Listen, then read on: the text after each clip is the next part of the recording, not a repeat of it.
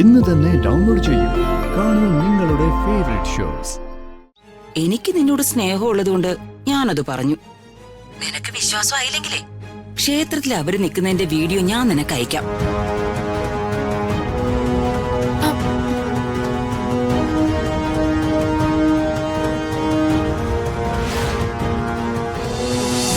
ഇത് രാജുവിന്റെ ബൈക്കല്ലേ?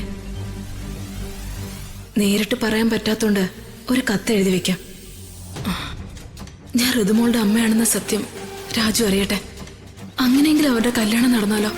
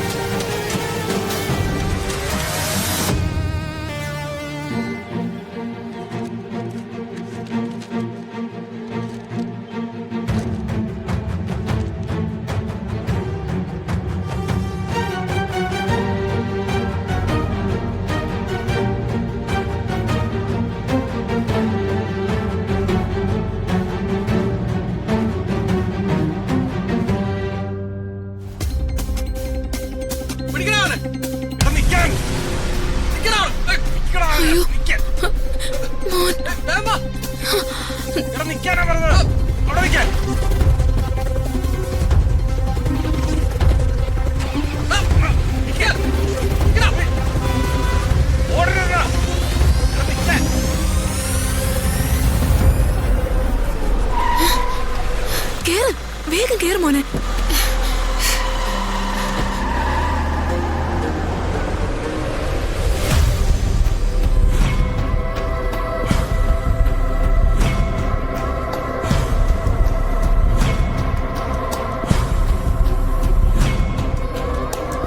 ഒരു ചെക്കനായിരുന്നു. കണ്ടാൽ തന്നെ അറിയാം അവനൊരു കള്ളനാണെന്ന്. അന്യസംസ്ഥാനക്കാരനാണെന്നേ. കേരളത്തിൽ ഇപ്പോ കേരളീയരില്ലല്ലോ, എല്ലാവരും അന്യരാജ്യത്തല്ലേ. ബാഗിൽ ശരിക്കും നോക്കും മോളെ, വല്ലതും പോയിട്ടുണ്ടോന്ന്.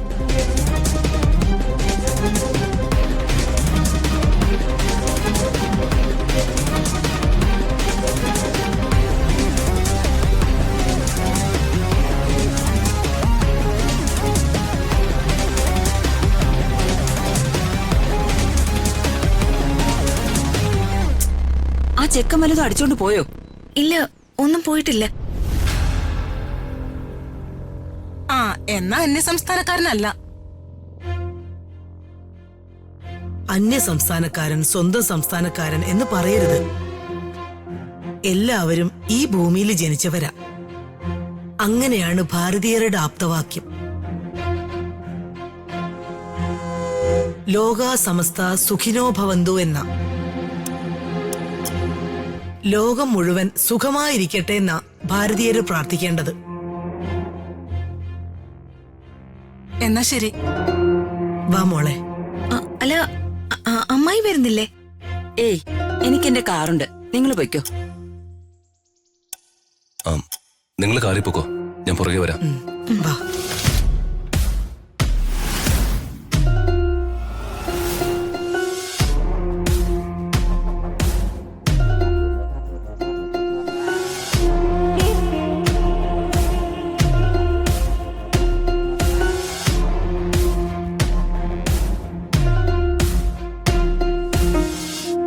കല്യാണം കഴിക്കുന്ന പെൺകുട്ടി ഭർത്താവിന്റെ വീട്ടിലേക്കല്ലേ ചെല്ലേണ്ടത്? ഈ വേണുവേട്ടൻ ഇങ്ങനെ തുടങ്ങിയാൽ എന്ത് ചെയ്യും? അയാളെ പേടിച്ച് എങ്ങനെ അവിടെ ജീവിക്കും? കല്യാണം കഴിക്കുന്ന പെണ്ണ് ഭർത്താവിന്റെ വീട്ടിൽ തന്നെ താമസിക്കണമെന്ന് നിർബന്ധമുണ്ടോ? മനസ്സിലായില്ല. ഭർത്താവുമായി വേറെ ഏതെങ്കിലും വീട്ടിലേക്ക് മാറി താമസിക്കണം. നമുക്ക് വേറെ എത്ര വീടുകളാ ഉള്ളത്? അതൊക്കെ പ്രാക്ടിക്കൽ ആണോ മോളെ? രാജു അവന്റെ അച്ഛനും അമ്മയും വിട്ടേച്ച് വരുമോ? കല്യാണം കഴിഞ്ഞാലേ രാജുവിന്റെ കൺട്രോളേ എന്റെ ഈ കൈകളിലായിരിക്കും. അത് അമ്മയ്ക്ക് അറിയോ? ഇടം വലം അനങ്ങാനേ ഞാൻ സമ്മതിക്കില്ല.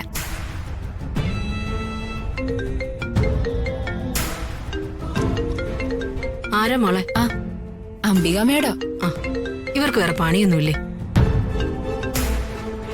Hello Ambika madam. രമേ, സോറി. ഞാൻ നിന്നെ എപ്പോ വിളിച്ചാലും ഒരു സാഡ് ന്യൂസ് പറയാനാണെന്ന് ഓർക്കുമ്പോ എനിക്ക് തന്നെ ഒരു വിഷമമുണ്ട്.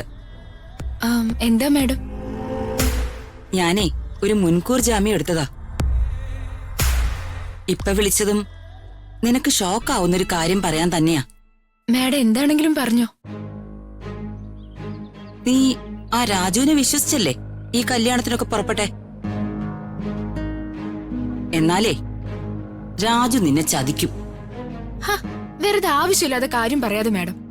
രാജു ആരെയും ചതിക്കില്ല. ഹാ, നീ എങ്ങനെ ഉറച്ചു വിശ്വസിച്ചോ? ദേ, ഞാനിപ്പോ ഒരു കാഴ്ച കണ്ടു. അത് പറയാനാ ഞാൻ നിന്നെ വിളിച്ചേ. എന്ത് കാഴ്ച? രാജുവേ ഋതികയെ കാണാൻ ഇപ്പൊ അമ്പലത്തിൽ വന്നിരുന്നു. എനിക്ക് നിന്നോട് സ്നേഹമുള്ളതുകൊണ്ട് ഞാനത് പറഞ്ഞു. നിനക്ക് വിശ്വാസം ആയില്ലെങ്കിലേ ക്ഷേത്രത്തിൽ അവര് നിൽക്കുന്നതിന്റെ വീഡിയോ ഞാൻ നിനക്ക് അയക്കാം.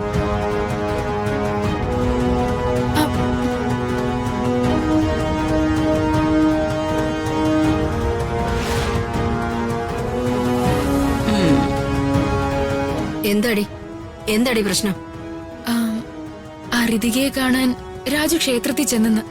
ദേ, ഇപ്രാവശ്യം അവൻ നമ്മളെ ചതിച്ചാ അവനെ വെട്ടിയെറിഞ്ഞ് വാഴച്ചോട്ടി ഇടും, പറഞ്ഞേക്കാം. രാജു എന്തായാലും അവളെ കല്യാണം കഴിക്കില്ല, അതെനിക്ക് ഉറപ്പാ. പക്ഷെ ഇങ്ങനെ നട്ടലില്ലാത്ത ഒരുത്തനെ നമ്മൾ എങ്ങനെ വിശ്വസിക്കും? അതിനെ മറ്റൊരു വഴിയുണ്ടമ്മേ, അത് നമുക്ക് ചെയ്യാം. എന്തു വഴി? ഞാൻ പറയുന്നത് വ്യക്തമായി കേക്ക്.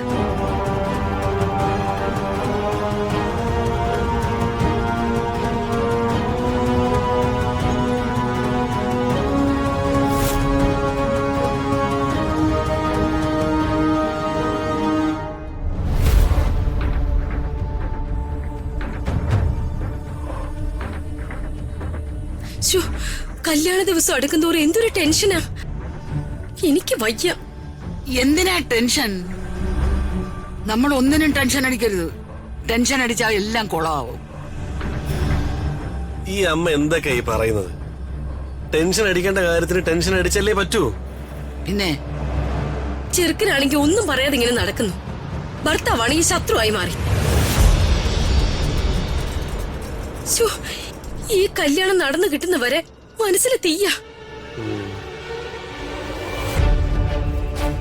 എന്തായാലും അമ്മ സമാധാനത്തോടെ ഇരിക്കെ.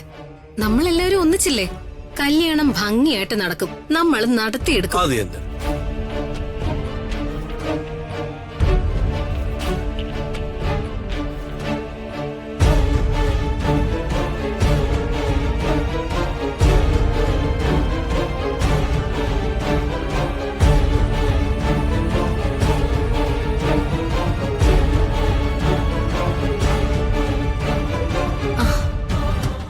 രുക്മിണി ആന്റിയും രമ്യയും.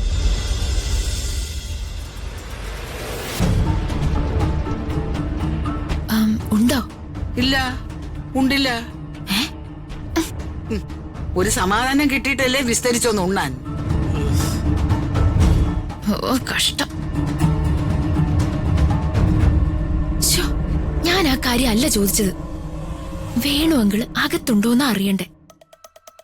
ഉണ്ട്, പുറകുവശത്തെ പറമ്പില. അതെ, ഒരു പ്രത്യേക കാര്യം വളരെ രഹസ്യമായിട്ട് പറയാനാ ഞങ്ങൾ ഇപ്പൊ ഇങ്ങോട്ട് വന്നത്.